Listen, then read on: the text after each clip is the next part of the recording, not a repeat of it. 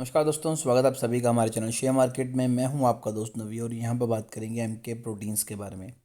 देखिए, बहुत ज़बरदस्त स्टॉक ओवरऑल स्टॉक ने दिए हैं रिटर्न। सॉरी, आज के दिन 5% की तेज़ी, पिछले 5 दिनों में 5.5% के पॉजिटिव रिटर्न, एक मंथ में 1% की गिरावट, 6 मंथ में 42% के नेगेटिव रिटर्न, एक साल में 40% के नेगेटिव रिटर्न।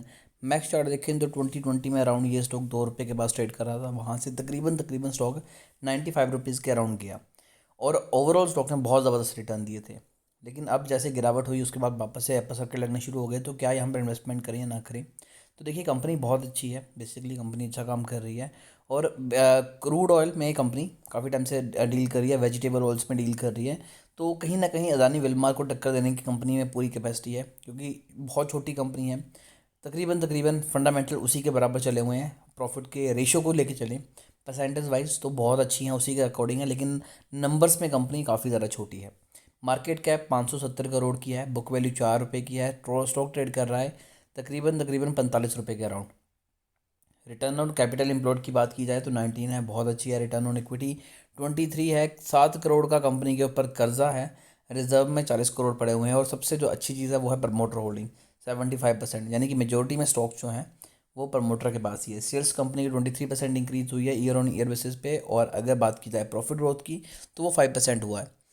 एफ आईज और डी एज ने यहाँ पर पैसा नहीं लगाया। इंडस्ट्री पी 19 का है। फ्री कैश फ्लो में कंपनी नेगेटिव में जा रही है, ये थोड़ा सा इशू है कि प्रॉफिट तो कर रही है लेकिन फिर भी फ्री कैश फ्लो कंपनी का नेगेटिव में है।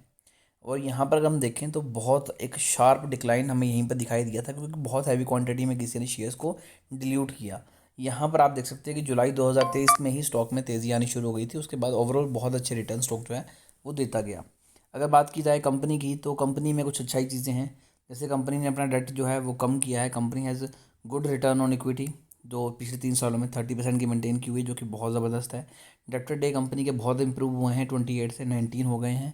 स्टॉक ट्रेडिंग जो स्टॉक है वो बुक वैल्यू से 10 गुना ज़्यादा ट्रेड कर रहा है, तो ये एक इशू रहने वाला है। 4 की बुक वैल्यू और स्टॉक बहुत ऊपर ट्रेड कर रहा है। और दूसरा जो नेगेटिव पॉइंट है, मैं इसे पॉजिटिव में कंसीडर करूंगा कि कंपनी लगातार प्रॉफिट गेन कर रही है फिर भी डिविडेंड नहीं दे रही।